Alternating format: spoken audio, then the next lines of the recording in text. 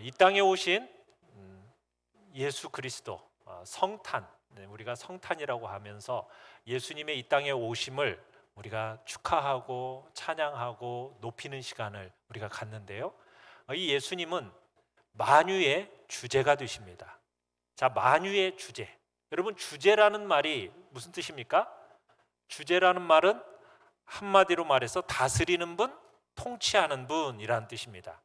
그러면 만유의 주제라는 말은 그야말로 세상 모든 것을 다스리시고 통치하시는 절대적 통치자치다라는 의미가 만유의 주제라는 이야기입니다.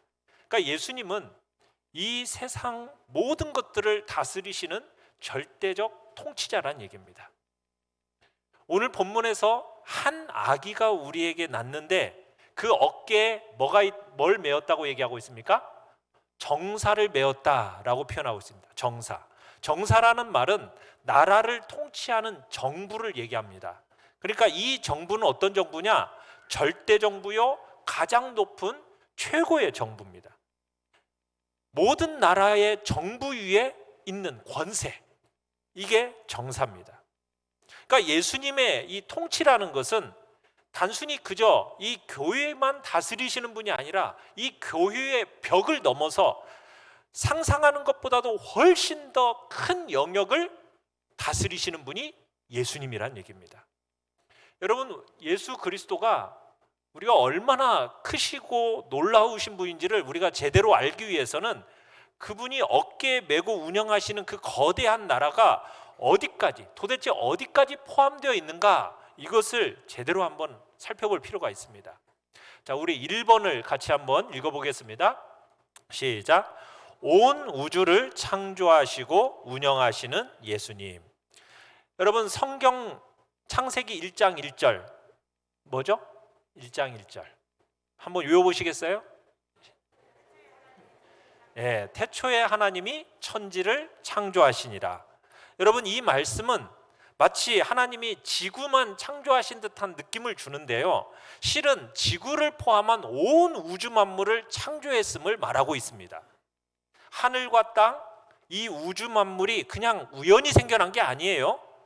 창조주께서 어느 시점에 창조하셨기 때문에 생겨난 거예요. 자, 요한복음 1장 2절로 3절을 같이 한번 읽어보겠습니다. 요한복음 1장 2절로 3절입니다. 시작.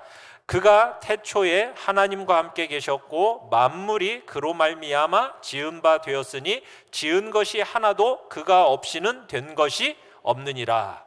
자, 여러분, 여기 그가는 누구일까요? 자, 하나님과 함께 계신 그 누구입니까?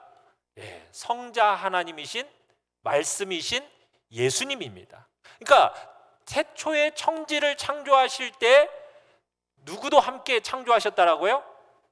예수님도 함께 그 자리에서 창조에 동참하셨다는 얘기입니다. 그러니까 만유의 주제 예수님은 온 우주 만물을 창조하신 하나님이십니다. 이 땅에 오신 예수 그리스도, 그분은 이 온 우주 만물을 창조하신 창조주 하나님이시란 얘기입니다. 진화론자들은 피조물을 가리켜서 자연이라고 이렇게 부릅니다. 왜 자연이라고 부르는지 아세요? 만물이 스스로 발생하고 발달했다고 주장해서 자연이라고 부릅니다. 그러나 여러분, 성경이 보이는 세계는 자연이라고 표현하지 않습니다. 피조물이라고 표현하죠. 피조물. 왜냐하면 이 모든 것이 자연스럽게 생긴 게 아니거든요. 어떻게 생겨진 거예요? 태초에 하나님이 하나하나 의도적으로 창조하신 것이 이 피조세계인 겁니다. 그러니까 영원부터 홀로 스스로 계신 분은 하나님 한 분밖에 없어요. 다른 모든 것들은 다 그분이 창조하신 거예요. 모든 만유의 주제가 되시는 예수 그리스도, 그분이 모든 것을 창조하시고 이 모든 만물을 운영하십니다. 오늘 본문에 소개된 예수님의 이름 중에 어떤 이름이 있느냐면 전능하신 하나님, 그 다음에 또 어떤 아버지?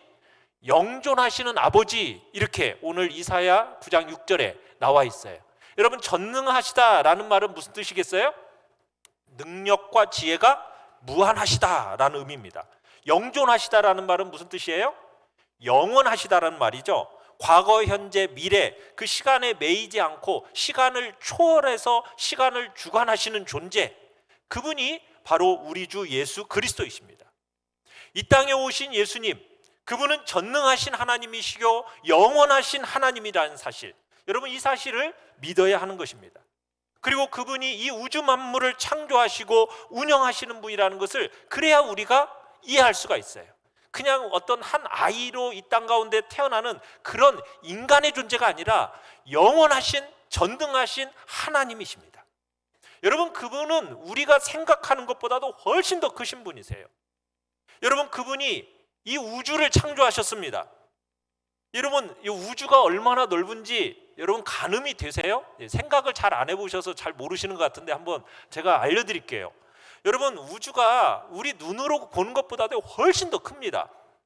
여러분 빛이 1초에 얼마나 간다고 그러죠? 빛이 1초에 지구를 몇 바퀴 돌아요? 7바퀴 반을 돈다고 그래요. 빛이 1초에 지구를 7바퀴 반 돕니다. 그것을 그런데 여러분 이 빛의 속도로 2년을 가야 태양계를 벗어날 수가 있습니다. 그 태양계를 벗어난 가장 가까운 별도요, 여러분 빛의 속도로 4년을 가야 돼요. 4년을. 그리고 이 빛의 속도로 여러분 10만 년을 달려야 우리의 태양계가 속해 있는 은하계 이쪽에서 은하계 저쪽까지 겨우 이동할 수가 있습니다. 10만 년을 달려야. 그런데요, 더 놀라운 건 뭐냐면 이 우주에 이런 이 태양계가 속해 있는 이 은하계가 최소 몇 개가 있을 것 같습니까? 1천억 개가 존재한대요. 1천억 개.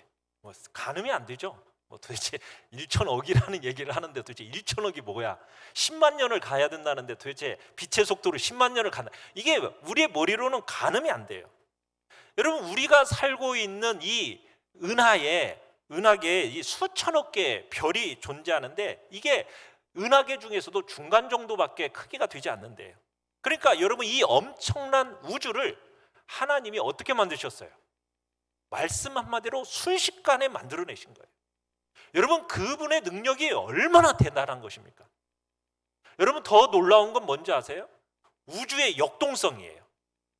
여러분 이 수많은 별들과 이 별들 주위의 수많은 행성들이요, 제자리에 가만히 있는 게 아닙니다. 계속 움직이고 있어요. 예를 들어서 여러분 우리 지구가 1초에 약 460m의 속도로 자전을 하고 있습니다. 이 지구가 스스로 도는 거예요. 1초에 460m. 이건 소리보다도 더 빠른 거예요. 소리가 1초에 얼마를 간다고 그럽니까? 340m를 간다고 그래요. 그러니까 340보다도 더 빨리 돌리기 때문에 우리는 그 도는 소리가 안 들리는 거예요. 그런데 이 지구가 자전을 하면서 태양 주위를 돌고 있어요. 그게 공전이라고 그러는데 어떤 속도로 돌고 있느냐? 초속 약 30km로 지금 태양 주위를 돌고 있는 겁니다. 그러니까 소리보다도 약 100배나 무서운 속도로 지금 공전을 하고 있는 거예요. 여러분 이렇게 태양을 한 바퀴 도는데 얼마나 걸리죠? 365일 걸리는 거예요. 그래서 1년이 365일인 겁니다. 여러분 지금 우리가 이 지구가요, 우리가 지금 타고 있는 이 지구는 음속보다도 빠른 속도로 자전하면서 동시에 음속의 약 100배의 속도로 태양을 주위를 돌고 있는 거예요. 근데 여러분 느껴요, 안 느껴요? 전혀 느끼지를 못하고 있죠. 그냥 가만히 앉아서 여러분 어떻게 보면 지구라는 거대한 우주선을 타고 우주 여행을 하고 있는 셈입니다. 그런데 이게 지구만 도는 게 아니에요. 수성, 금성, 화성 같은 태양계의 모든 행성이 그런 식으로 자전과 공전을 다 하고 있습니다. 모든 행성의 공전과 자전의 속도가 각각 다 달라요. 그 방향도 다 달라요. 금성은요, 다른 행성들과 공전 방향은 같아도요, 또 자전 방향은 반대래요. 목성에는 지금 현재 79개 위성이 있다고 그래요. 그런데 그 위성들이 일부는 시계 방향으로 돌고 또 어떤 것은 시계 반대 방향으로 돌고 그런 식으로 끊임없이 각 각각 독특한 개성을 가지고 완벽한, 그러면서도 질서를 유지하면서 끊임없이 움직이고 있는 것이 지금 여러분 이 별들이요, 태양계에 있는 지금 위성들입니다. 여러분, 그런데 이게 다가 아니에요.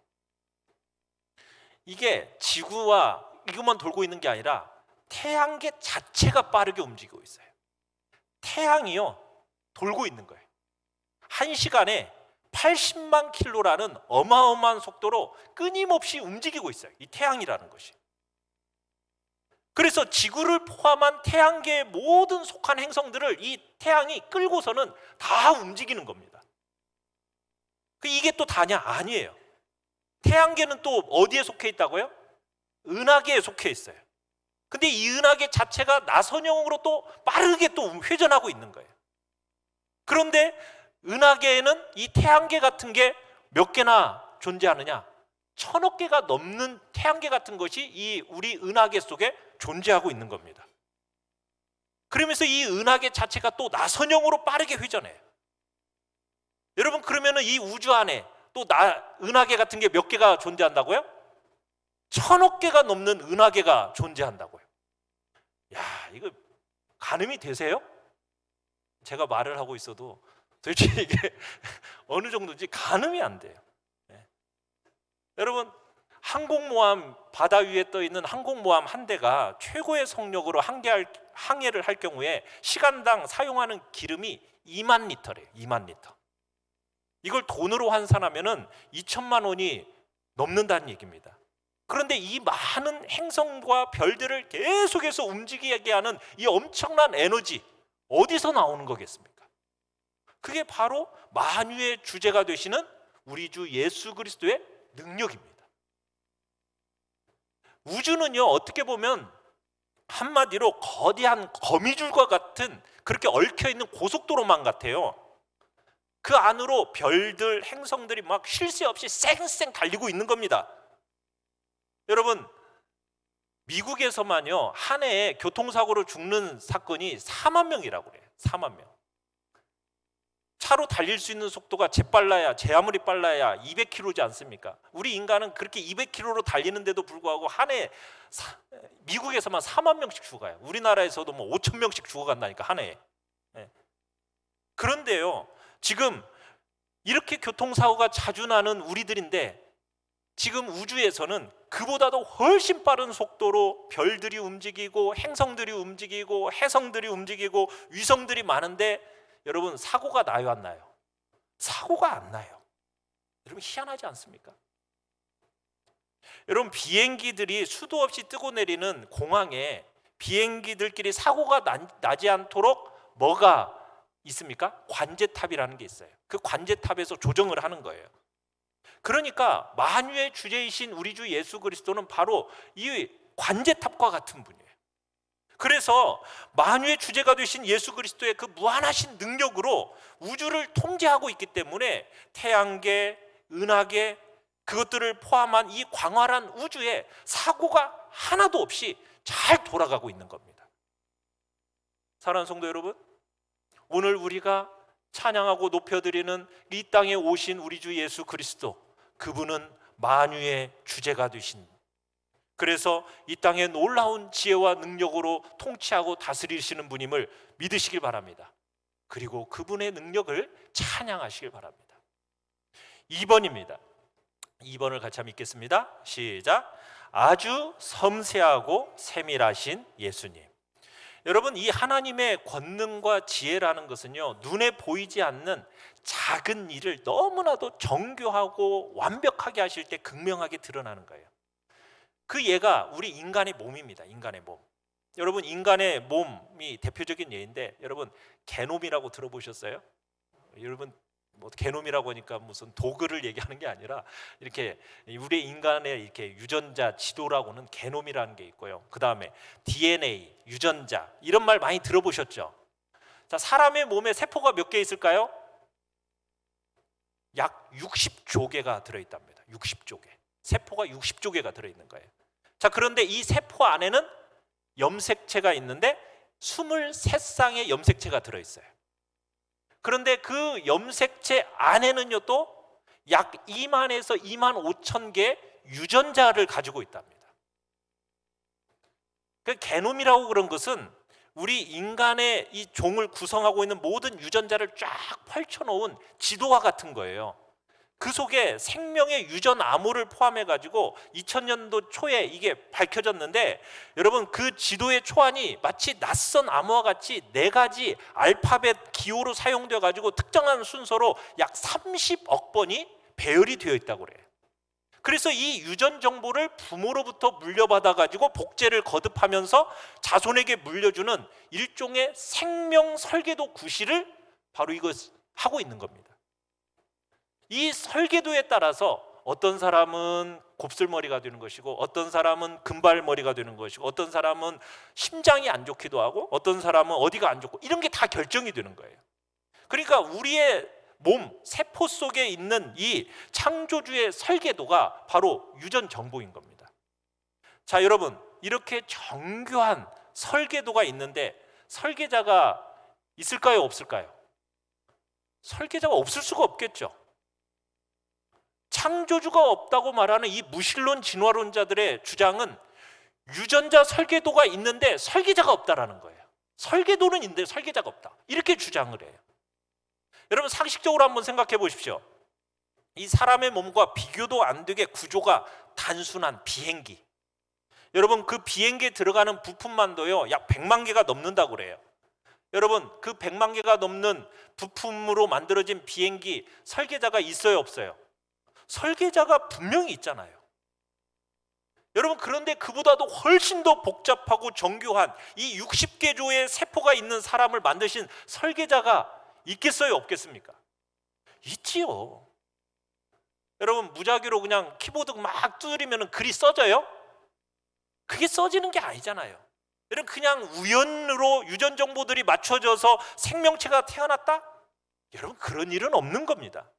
근데 진화론자들은 자꾸 생명체가 우연히 만들어지는 것은 있을 수 없다 이렇게 말은 하면서도요 뭐라고 자꾸 주장하냐면, 아주 행운, 작은 행운이 쌓이고 쌓이면 진화가 가능하다, 이런 식으로 어이없는 주장을 해요.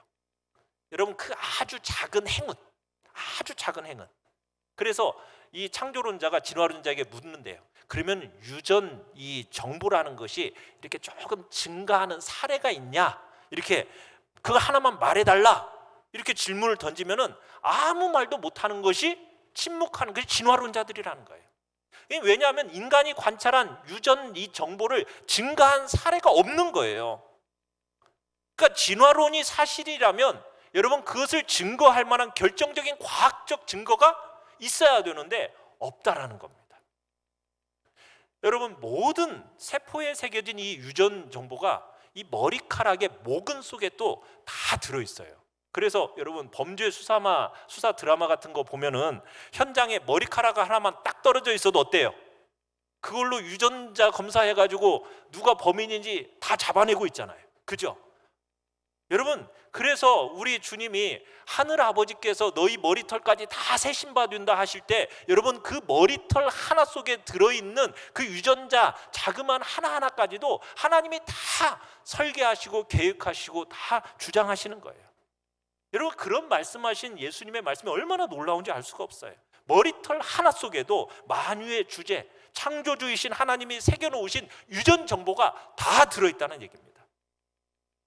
그만큼 하나님은, 우리 주 예수 그리스도는 여러분 세포의 유전자처럼 아주 작은 일, 그것도 한치의 실수도 없이 경영하시는 분이라는 사실입니다. 저 넓고 넓은 우주를 창조하시고 다스리시는 크신 주님, 우리의 작은 세포 하나하나의 구성과 조합까지도 세밀하게 관여하시는 하나님. 여러분 유전자 배열 이것이 조금만 어긋나도요 전혀 다른 외모와 전혀 다른 체질의 사람이 된대요. 그래서 지구상에 80억 인구가 있는데 그래서 각각 다 다른 거예요. 여러분 의사가 수술을 하다가 여러분 실타래처럼 얽혀져 있는 이 신경줄 하나만 잘못 건드리면 어떤 일이 발생하던가요? 말 못하는 일도 생기고요, 아니면은 어디가 몸에 마비가 오는 거예요. 그러니까 자그마한 정말 우리의 눈에 보이지도 않는 그 신경줄 하나까지도 하나님은 다 만드시고 다 주장하고 계시는 거예요. 무한한 능력과 지혜의 존재가 아니라면요, 여러분 이렇게 작고 섬세한 일을 해낼 수가 없는 거죠. 사랑하는 성도 여러분, 만유의 주제 되신 예수 그리스도, 그분은 우리의 작은 신음에도 응답하시는 분이십니다. 우리의 가장 작고 작은 그 문제까지도요, 다 하나까지도 실수 없이 주관하시는 분, 그분이 하나님이심을 믿으시길 바랍니다. 그분께 여러분의 모든 것들을 맡길 수 있는 유일한 분이시라는 것, 오늘 이 땅에 오신 예수 그리스도의 성탄을 맞이하면서 여러분들이 그분께 안심하고 여러분의 인생을 맡겨드리는 은혜가 있기를 바랍니다. 3번입니다. 3번 같이 읽었습니다. 시작. 창조하신 이 땅을 선물로 주신 예수님. 자, 하나님은 천지 만물을 창조하신 뒤에 마지막으로 인간을 창조하셨어요. 여러분, 인간이 존귀한 이유가 뭡니까? 하나님의 형상대로 지어진 존재이기 때문이에요. 그러니까 인간의 전 인격은 하나님의 성품과 속성을 그대로 이어받았습니다. 그래서 모든 피조물 중에 유일하게 하나님과 교제하며 사귈 수 있는 유일한 존재가 인간이에요. 범죄에서 타락하기 이전의 인간에게 하나님은 하나님의 대리인으로서 지구 만물을 다스리라는 권세와 사명을 주셨습니다. 자, 우리 창세기 1장 28절 같이 한번 읽어보겠습니다. 시작. 하나님이 그들에게 복을 주시며 하나님이 그들에게 이르시되 생육하고 번성하여 땅에 충만하라. 땅을 정복하라. 바다의 물고기와 하늘의 새와 땅에 움직이는 모든 생물을 다스리라 하시니라. 자, 우주를 다스리시는 하나님께서 지구의 모든 만물을, 모든 생물을 다스리는 권세를 우리 인간에게 일임해 주셨어요. 이게 보통 권세가 아니죠. 그러니까 인간이 타락하기 전에는요, 모든 맹수도, 바다의 큰 고기들도, 하늘의 새들도 다 만물의 영장인 인간의 권위에 복종했습니다. 하나님이 그런 힘을 우리 인간들에게 실어 주신 거예요. 그래서 태초에 하나님께서 인간에게 주신 그 지혜와 능력은요, 상상을 초월하는 겁니다. 그런데 우리 인간이 죄를 지어 타락한 뒤에 하나님이 주신 이 지혜와 능력이 말할 수 없이 약화가 됐어요. 그 권위와 위엄이 크게 훼손당했습니다. 그래서 그 결과 이전에는 이 자연 만물을 다스렸는데 이제는 자연하고 싸워요. 싸우다 못해서 이 자연을 너무 두려워하는 존재가 돼버렸어요. 그래서 자연 만물의 일부를 어떻게 합니까? 마치 신처럼 나무, 바위, 바다 이런 것들을 막 섬기는 사람들이 생겨나 버린 거예요. 다스리라고, 경영하라고 소임을 주셨는데 인간은 죄로 타락한 욕심으로 말미암아 이 소임을 잘 감당하지 못하고서는 결국에는 이 만물을 다 망쳐버리고 있어요. 여러분, 그 대표적인 예가 환경 파괴 아닙니까? 그죠? 산업혁명 이후에 인간의 물질 문명은 이 지금 지구의 온난화 현상을 가속화시켰습니다. 여러분, 지금 북극이요, 전 세계 평균보다 2배 정도 빠르게 기온이 상승하고 있대요. 또 남극의 빙하도요, 정말 빠르게 녹으면서 지금 해수면이 계속 상승하고 있는 거예요. 20세기 초만 해도 지구의 88%가 자연 그대로였대요. 그랬는데 100년 사이에 자연이 다 사라져버린 거예요. 지금은 지구의 23% 정도밖에는 야생으로 남아있는 게 없대요. 그러면서 우리 인간들이 이산화탄소를 너무 많이 배출해가지고 온실효과가 나타나니까 물 순환 주기가 지금 변해버린 거예요. 그래서 지금 어떻게 됩니까? 지구 전역에서 홍수가 나고 가뭄과 산불과 거대 허리케인과 그리고 폭설, 혹한 이게 수시로 발생하는 거예요. 이게 다 우리의 무분별한 욕심 때문에, 소비적 삶의 스케일 때문에 나타난 현상입니다. 그래서 세계적인 미래학자인 제레미 레프킨이라는 사람은 사람이 만든 이 문명으로 기후의 변화가 왔고 그리고 코로나 같은 이 글로벌 팬데믹 현상이 잉태된 거다. 우리의 삶의 방식을 바꾸지 않는다면 야생 공간은 소멸되어질 것이고 기후 변화로 인해서 더 많은 전염병이 대유행하게 될 것이다. 이렇게 얘기를 한 거예요. 여러분, 그러니까 백신이 뭐 개발되고 치료제가 개발이 된다고 해가지고 코로나가 해결될까요? 이게 기본적인 해결책이 아니라는 거예요. 우리의 삶의 스타일 자체를 바꿔야 되는 거죠. 어떻게 보면 이 우주 만물을 창조하시고 이것을 우리에게 다스리라고 주신 이 만유의 주 예수 그리스도를 믿는 사람이라면 우리는 그 믿음을 가지고 환경을 어떻게 해야 되겠습니까? 보호해야 할 책임이 우리에게 있는 것입니다. 4번입니다. 4번을 같이 읽습니다. 시작. 세상 모든 나라의 역사를 주관하시는 예수님. 오늘 본문을 다시 한번 보시면 한 아기가 우리에게 났다라고 얘기하고 있어요. 여러분, 이 아이가 여러분 이스라엘뿐만이 아니라 모든 세계의 역사와 운명을 주관할 힘을 가지고 있다는 뜻입니다. 여러분, 이 땅에 오신 예수님은 단지 그냥 나사렛 촌동네의 말구유에 나셨다, 베들레헴 말구에 나셨다, 그리고 나사렛에서 성장하셔서 목수로 사셨다, 여러분 그 정도로 생각할 예수님, 그런 쪽으로 생각하면 안 됩니다. 그분이 겸손하셨기 때문에 잠시 하나님의 영광을 내려놓으셨던 것 뿐이지 우리 이 땅에 오신 예수 그리스도는 엄청난 분이에요. 그의 어깨에는 정사를 메었다고 얘기했습니다. 정사를 메었다는 얘기는 청와대를 메었다, 백악관을 메었다, 그런 의미입니다. 그러니까 모든 세계의 열방과 문명의 흥망성쇠가 다 역사의 주관자이신 이 예수님에 의해서 결정이 된다는 얘기입니다. 많은 세계 역사학자들이 이 세계 역사의 흐름을 주도하는 어떤 보이지 않는 힘이 있다는 것을 인정해요. 왜 그러냐면 도저히 상식적으로 이해할 수 없는 반전들이 역사 속에서 계속해서 일어나가지고 역사의 방향을 전혀 예측할 수가 없도록 그 방향을 바꾸어 버리니까 이 역사의 흐름을 주도하는 보이지 않는 어떤 힘이 있구나, 이것을 인정할 수밖에 없는 겁니다. 여러분, 승승장구하던 사람이나 여러분 조직들, 제국들이 하루아침에 붕괴되는 경우가 얼마나 많아요. 어제 힘이 있던 사람들이 오늘까지 기억되는 일이 얼마나 있습니까? 별로 없어요. 여러분, 30년 전에 잘 나가던 대기업 중에 여러분 지금까지 잘 경영되는 것이 몇 군데나 되던가요? 얼마 안 됩니다. 한때를 호령했던 나라, 스페인, 또 포르투갈, 또 몽골, 여러분 이제 이런 나라들은 다 어떤 나라가 돼버렸습니까? 변방의 나라가 됐어요. 그래서 우리는 역사를 주관하시는 그분 앞에 늘 겸손해야 되는 것이죠. 그러니까 만유의 주제가 되신 예수 그리스도는 교회의 역사만이 아니라 이 세상의 모든 역사를 주관하시는 하나님이십니다. 세계 패권을 좌지우지하는 이 강대국들, 여러분 수없이 역사 속에서 등장했다가 사라지지 않습니까? 역사를 주관하는 만유의 주제가 되시는 그분이 결정하시면요, 역사는 인간이 상상할 수도 없는 그런 방향으로 확 바뀌어버리는 거예요. 여러분, 전 세계를 지금 2년 가까이 마비시켜 놓은 이 글로벌 팬데믹 코로나19 사태, 여러분 누가 예상하셨어요? 우리는 전혀 예상치 못한 일을 지금 우리는 그런 시대를 살아가고 있잖아요.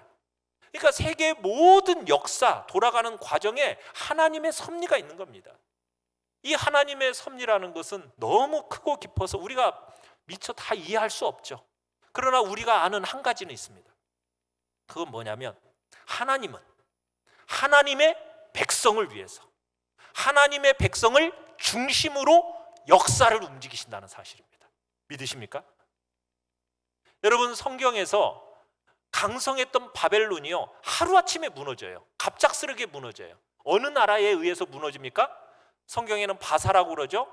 세계 역사 속은 페르시아입니다. 이 페르시아에 의해서 하루아침에 망해요. 그 새로 등극한 페르시아 왕이 왜 그 바벨론을 멸망을 시켰겠습니까? 왜 중심에 섰겠습니까? 하나님께서 그 바벨론의 포로로 잡혀온 이스라엘 백성들을 해방시키기 위해서였어요. 70년 만에 해방시켜서 이스라엘 백성들을 고국으로 돌려보낸 겁니다. 세계의 역사는 그 중심이 페르시아라고 생각할지 모르지만 하나님은 그 페르시아를 뭘로 사용하시느냐? 예루살렘 성을 재건하는 도구로 사용하셨던 거예요. 그러니까 하나님 역사의 중심, 하나님의 관심은 어디에 있다고요? 하나님의 자녀들에게 있는 것입니다. 하나님의 자녀들을 살리기 위해서 하나님께서는 우리를 둘러싼 이 제국의 운명들을 바꾸시는 거예요. 여러분 로마서 13장 1절 같이 한번 읽어보겠습니다. 시작. 권세는 하나님으로부터 나누지 않음이 없나니 모든 권세는 다 하나님께서 정하신 바라. 여러분, 모든 권세는 다 하나님께서 정하신 것이에요. 그리고 모든 중심은 누구를 중심으로 이 세계 역사가 흘러가게끔 되어 있다고요? 하나님의 백성들, 하나님의 나라를 중심으로 바뀌고 흘러가고 있는 겁니다. 하나님께서는 기도하는 하나님의 사람 다니엘에게 장차 닥쳐올 세계 역사의 흐름을 환상으로 미리 보여주셨어요. 이런 역사를 굳이 다니엘에게 미리 계시로 보여주신 까닭이 무엇이겠습니까? 그게 바로 만유의 주제이신 예수 그리스도께서 이 악한 세상의 역사도 하나도 놓치지 않고 주관하고 계신다, 이것을 알려주시기 위해서였어요. 그리스의 정복자 알렉산더, 여러분, 이 알렉산더 대왕이 자기의 후계 계승구도 하나도 자기 마음대로 하지 못했습니다. 악한 세상 권력자들이요, 아무리 음모를 꾸며도요, 자기들 뜻대로 역사를 움직이질 못해요.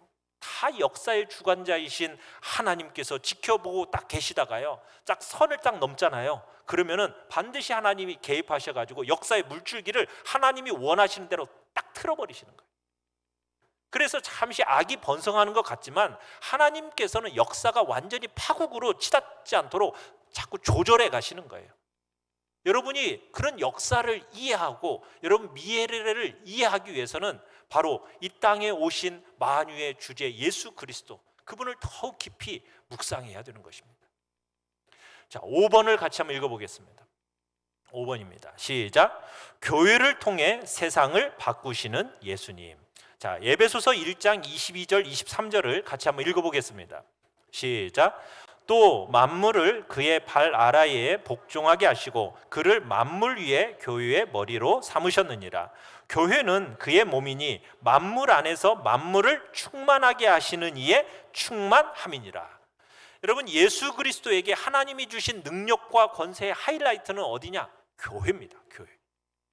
하나님께서 예수님을 만물 위에 교회의 머리로 삼으셨다라고 얘기하고 있어요. 여러분, 이 사실을 한번 주목하십시오. 예수 그리스도는 교회의 뭐가 되신다고요? 머리이십니다. 그분의 통치 권한은 교회에만 국한되는 게 아니에요. 모든 만물에 미쳐요. 온 우주 역사가 다 예수 그리스도의 다스림을 받습니다. 자, 그런데 여기에서 중요한 역할을 하는 게 뭐죠? 교회예요. 교회. 예수 그리스도께서 뭘 통해서 만물을 지배하신다고요? 교회를 통해서 만물을 지배하세요. 교회를 통해서. 교회는 그리스도의 뭐가 되는 겁니까? 몸이라고 그래요. 몸. 그분의 손이고 그분의 발이 되는 겁니다. 그래서 우리가, 교회가 바로 그리스도의 뜻을 세상 속에 펼쳐나가는, 이뤄나가는 존재로 부름을 받은 거예요. 만유의 주제 그리스도께서 교회를 충만케 하시고 교회는 그 능력을 세상에 흘려보내면서 세상을 충만하게 하는 겁니다. 여기 충만하게 한다는 뜻이 뭐냐? 인간이 죄를 짓기 전에 하나님이 원하시는 그 최고의 모습으로 회복시키는 것을 얘기하는 겁니다. 그러니까 만유의 주제이신 예수님은 하나님의 자녀된 우리도 주님과 함께 만물을 다스리게 될 거라고 말씀하세요. 자, 요한계시록 5장 10절을 같이 한번 읽어보겠습니다. 시작. 그들로 우리 하나님 앞에서 나라와 제사장들을 삼으셨으니 그들이 땅에서 왕노릇 하리로다 하리로다. 뭐라고요? 그들이 어디에서? 이 땅에서 왕노릇 하는다는 거예요. 누가요? 우리들이, 교회가. 여러분, 그러니까 세상이 여러분을 알아주지 않는다 한다고 너무 속상해하지 마세요.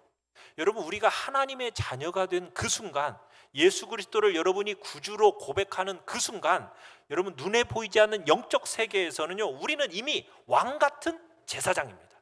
믿으십니까? 우리는 이미 왕 같은 제사장이에요. 우리를 통해서 이 모든 만물이 다스림을 받도록 하나님은 우리를 세우셨다라는 거예요. 우리의 기도가 그래서 중요하고 우리의 기도에 능력이 있는 겁니다. 여러분의 그 기도가 정치를 바꾸는 것이고요, 범죄율도 줄이는 것이고 문화도 바뀌고 경제도 바뀌는 거예요. 우리는요 정말 보배롭고 존귀한 존재들입니다. 여러분들이 믿음으로 선포하고 나아가기만 한다면 눈에 보이는 세상 모든 권세, 여러분 그 뒤에서 움직이는 악한 권세들까지 다 벌벌 떠는 거예요. 그만큼 우리는 정말 놀라운 존재입니다.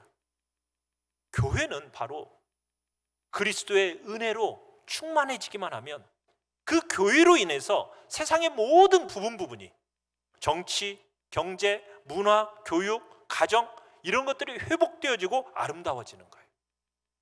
에스겔서 47장에 가보시면은 하나님은 에스겔에게 성전 문에서 물이 흘러나오는 환상을 보여주셨어요.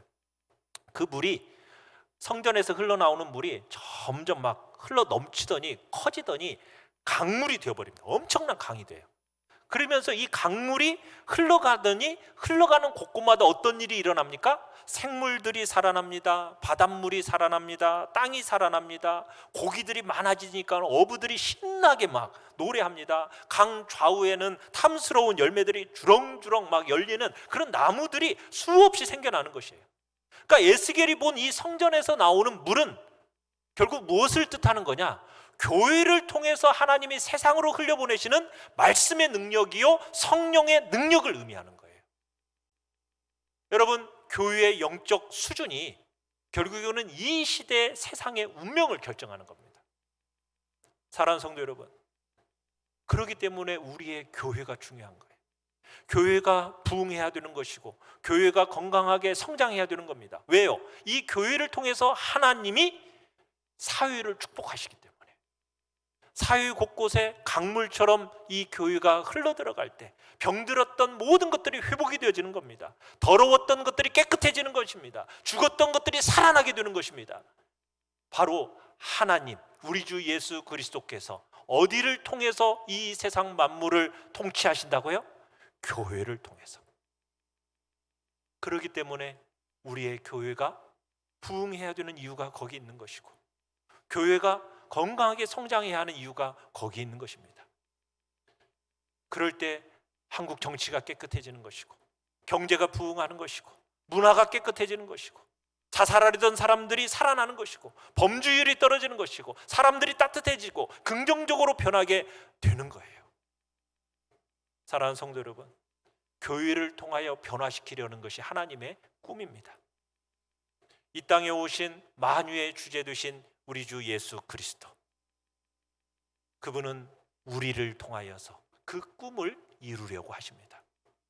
우리가 바로 그 꿈을 이뤄나가는 복된 자리에 우리들이 있기를 바랍니다. 사랑하는 성도 여러분, 이 땅에 오신 우리 주 예수 그리스도는 만유의 주제이십니다. 그분의 통치는 교회를 넘어서 이 지구와 온 우주를 다 포함하고 있음을 믿으시길 바랍니다. 온 세상을 창조하시고 경영하시는 분, 우리의 몸의 설계도를 만드신 전능자, 역사의 주관자, 우리는 그분을 한없이 정말 작아지고 섬세해질 수 있는 그 예수 그리스도, 그러면서 교회를 통해서 세상을 바꾸기를 원하시는 그 주님의 크고 위대하심을 우리가 이 시간 찬양하며 높이며 나아가기를 소원합니다. 우리 시간 같이 찬양합시다.